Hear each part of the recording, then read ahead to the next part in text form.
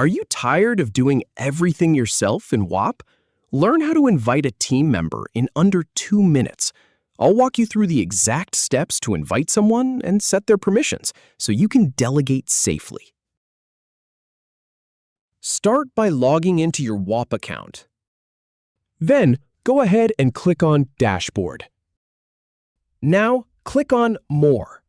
From there, select Team to manage your team members. Click on Invite Team Member to begin the invitation process. Next, select their role and set the appropriate permissions.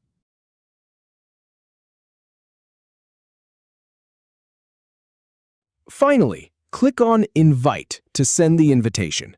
That's it.